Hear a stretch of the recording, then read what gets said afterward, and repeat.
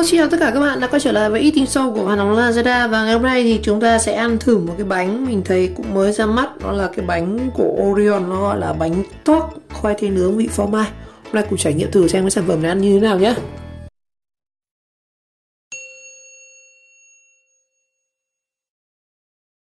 Rồi, cái này thì mình có thể mua ở ngoài siêu thị cũng có. Và ở đây thì mình sẽ search thử một cái ở trên mạng nha. Chúng ta sẽ search bánh torte xem là trên này đang bán là như thế nào.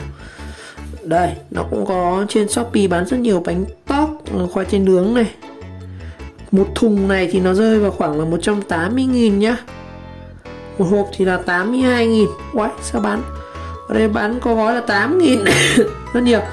Xem trên Tiki bán luôn cái bánh này nhá. Bánh khoai tây torte vị phô mai. Một hộp là 10 gói, mỗi gói là 38,5g. Xem Tiki bán bao nhiêu.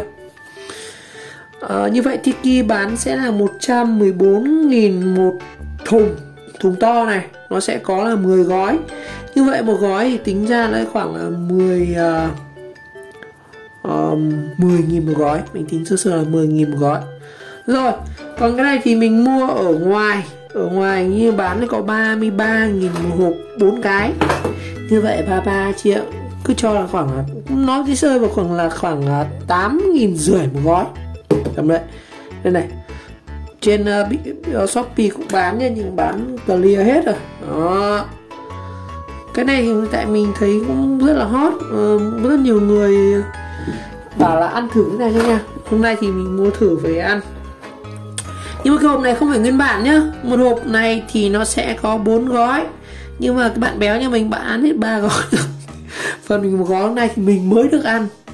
Đây, cho anh em xem một cái hộp này của Orion. Nó có hai mặt khác nhau nhá. Mặt trước thì mình cũng không rõ mặt trước mặt sau đó, nhưng mà có hai màu. Một cái sẽ là mặt màu đỏ, một cái là mặt màu vàng. Và cái hộp này nó thiết kế cũng rất là hay luôn. Anh em thấy này, chúng ta sẽ có một nửa vàng, nửa đỏ. Đó. Mặt này thì họ sẽ làm tông màu đỏ, mặt này sẽ là màu vàng. Và thông tin ở mặt trước thì chúng ta sẽ có là Orion bánh torte khoai tây vị nướng phô mai. Khối lượng cái hộp này là 154g, nhưng mà là 4 gói. Chính ra một gói sẽ là 38,5g. Đó. Cái mặt màu đỏ không khác gì cả. Snack phá cách, tức là nó sẽ là lai nhá. Vừa là khoai tây, vừa là cả bánh này, vừa là khoai tây vừa cả bánh. Đó. Và nó có vị phô mai. Đây, thành phần của nó này gồm có là vẩy khoai tây chỉ 32%, chất ổn định này, tinh bột khoai tây này, gia vị phô mai, chất điều chỉnh axit, chất chống đông, chất tạo màu, nói chung toàn chất hóa chất thôi, tinh bột, bột bắp, muối iốt. Và sản phẩm nó có một số các thành phần dị ứng như là lúa mì, đậu nành, sữa, tôm, và có thể chứa trứng, cá từ sản phẩm khác trên cùng dây chuyền. Và sản xuất tại Orion Việt Nam, ở Hưng Yên, ở Bắc Ninh, hạn sản xuất trên này. Rồi, và giá trị dinh dưỡng trong một gói 38,5g này thì có là calo này, năng lượng này, chất béo này, hàm lượng natri này, có cả đường, đạm, carbohydrate. Rồi, nói chung là cái ăn cái này thì nó cũng tốt cho sức khỏe hay không thì tất nhiên là có năng lượng thì tốt sức khỏe, nhưng mà nó cũng có chất béo, có chất đường, mọi người ăn cũng hạn chế nhá. Các bạn ăn thì cũng liều lượng vừa phải thôi. Rồi, hạn sử dụng đây. Một gói này thì ngày sản xuất, con này sắp hết hạn rồi, từ 29 tháng 12. Cái lô là lô bán Tết nhá. Bây giờ nó hết đến tháng 8, như vậy mình còn khoảng 3 tháng nữa, bây giờ tháng 5 rồi. Ngày giờ sản xuất này. Hộp cũng được, bóc ra nhá. Một hộp này thì nó sẽ có là 4 gói, nhưng hiện tại thì bạn béo mình ăn hết rồi, chỉ có một gói thôi. Ăn thử một gói này sẽ nhận được, cũng đủ. Đây, có một phong duy nhất, phần mình có một phong thôi. Và mình thấy bạn béo bạn khen là bánh này ngon, dễ ăn, thơm, giống vừa bánh giống KFC này, vừa giống snack khoai tây. Bạn béo cũng rất là thích. Rồi, chúng ta sẽ có một phong này, mua ở ngoài chắc là khoảng 8.000 gì đấy, 8.500. Đó, 29, 12. Đây cùng một lô luôn. Ở cái gói này thì họ làm, mình thấy cũng rất giống cái form của vỏ hộp. Vỏ hộp thì sẽ có hai mặt là vàng và đỏ. Thì trên cái bánh dạng gói này thì nó sẽ là một nửa đỏ ở dưới và một nửa vàng ở trên. Đó, vẫn là có logo của Orion này, tóc bánh khoai tây vị nướng. Thành phần thì giống ở kia thôi, mình không giới thiệu lại nữa. Bây giờ bóc ra thử nhá. Một gói này thì nó rơi khoảng, nó ra cả một găng tay này, một găng tay luôn, khoảng 20 cm. Trong này sẽ có khay nhựa. Mình sẽ bóc ra này. Một số bạn ăn bánh thì không biết bóc đâu nhá. Các bạn cầm vào cái đồ này này, nó có cái gai này, các bạn xé ở cái phần này, hoặc các bạn cầm vào cái gân này này, xé như này là chúng ta bóc được nhá, phải dùng kéo. Mình thấy một số bạn như không biết ăn bánh nữa.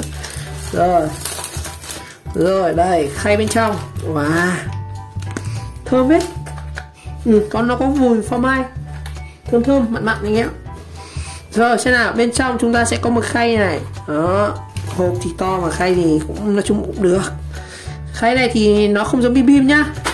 Chúng ta sẽ có khay giống kiểu bánh quy, có vẻ hững hơi vơi. Đây bên trong.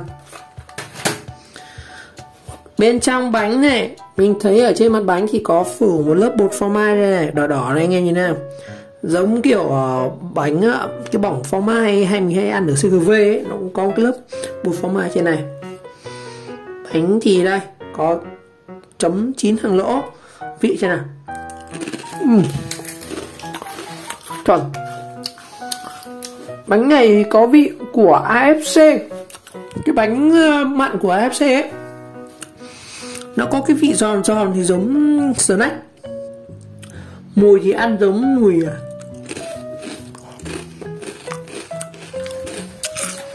mình thấy nó giống nhiều vị bánh của AFC nhiều hơn. Không cay nhé. Ăn giòn, đậm, thơm, béo, không mỡ. Nó sắc bánh này nó hơi mặn nhá, chứ không phải vị ngọt. Mặc dù nó có cái phần phô mai ở trên này, ăn cũng được, giòn, ăn nó snack.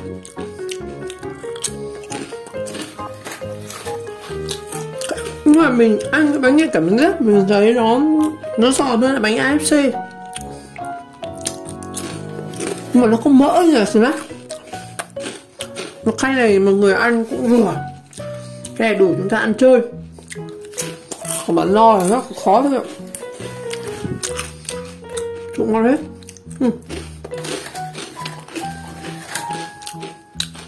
Cũng được,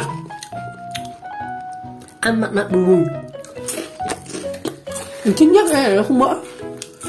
Nhiều cái bim bim mà chúng ta ăn ở tay ấy, lúc mà cầm ở tay này nó mỡ nó dính để tay, nó phải đau và rất khổ. Một gói này là 38,5g, tức là khoảng tương một lạng. Một hộp này thì mới được 1,5 lạng này. Tính ra nha, nếu tính về giá, hộp này là 33.000. Mình cứ tính gói này là 8.500. Snack các bạn mua ở ngoài thì giá là rẻ thì khoảng 5.000. Gói là to thì khoảng 10.000. Cũng có những gói 8.000. Ăn cái này hơn này ạ. Mình ăn thích ăn này hơn. Nhất nào, gói này ăn tiện hơn này. Cái bánh snack mình cứ phải cho tay vào góc này. Cái này nó đầy một khuôn này, ăn tiện hơn và không có mỡ, cũng ngon. Nó tính ra về giá mình nghĩ rằng nó rẻ hơn snack. Cái vị thì ăn cũng được.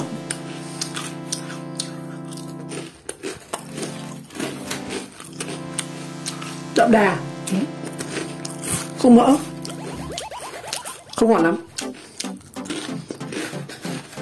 Rồi,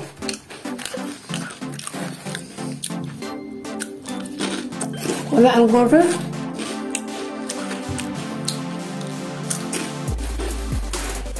Giá là ăn được, ngon, ngon anh ạ, ăn được. Lúc đầu thì ăn nó cảm giác như cái bánh AFC, bánh mặn đấy. Nhưng càng ăn thì nó càng ngon. Nó vị của snack giòn lắm, cái khóe nó giòn.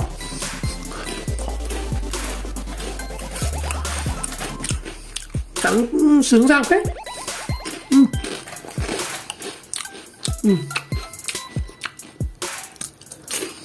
Nó có cái vị phô mai nên ăn hơi mặn mặn một chút, nhưng mà thơm, béo béo, đậm đậm.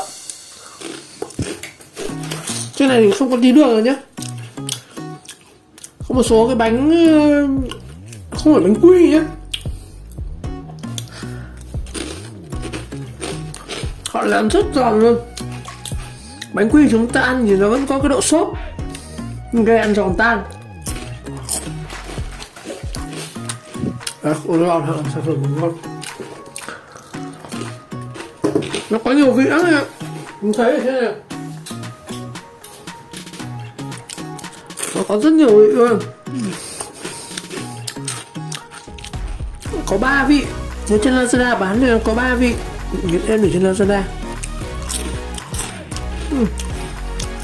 Bây giờ cho ra xem có phải kiểu này.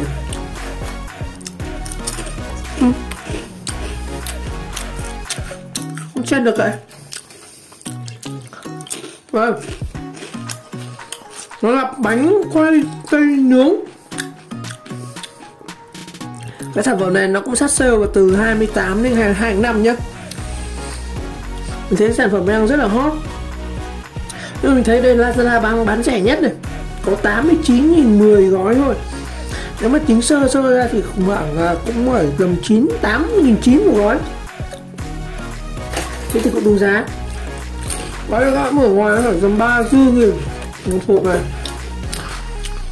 Rồi xem 3 vị của nó có vị gì nhỉ? Cái vị này chắc vị trong biển này. Cái vị mà chúng ta đang ăn đây là vị phô mai này. Còn cái đen đen này chắc là vị cà phê à, vị sô cô la.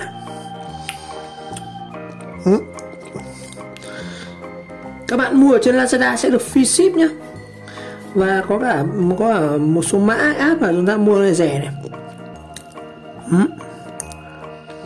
Đấy, có vị này, vị táo biển này. Đấy, vị phô mai, vị bò cái gói đen đen là vị bò BBQ nhá. Ăn cũng được. Hết rồi. Rồi. Thử ăn người chén chó làm tí là hết gói à.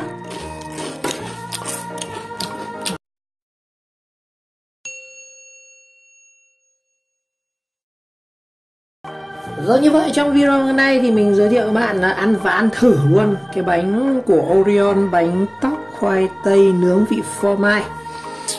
Mình sẽ chia sẻ cảm nhận của mình về cái bánh này thì nó rất là ngon, giòn, mặn, đậm đà, ăn rất là thích.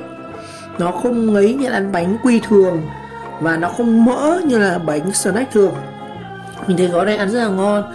Và thêm nữa là nó một cái size của bánh này nó khá là lớn đấy. Ăn gói này cũng nói chung là cũng không đến nỗi là ít quá, ăn cũng đầy đủ đó.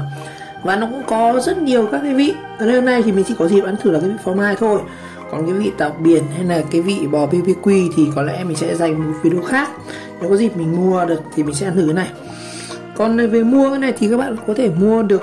Thứ nhất mình có thể mua ở các siêu thị ở gần nhà này, Vinmart, Bixi hay cái Lotte ở gần nhà, hoặc là Aeon chẳng hạn. Hoặc là các bạn có thể đặt ở trên Lazada, Tiki, Shopee, bán cái này rất là nhiều. Nó cũng khá là ngon, một sản phẩm đang rất hot của giới trẻ. Rồi lần nữa cả các bạn đã theo dõi video clip, và nếu thấy video hay mình nhớ các bạn nhớ like, subscribe cùng kênh và chờ đón các video tiếp theo. Xin chào, gặp lại.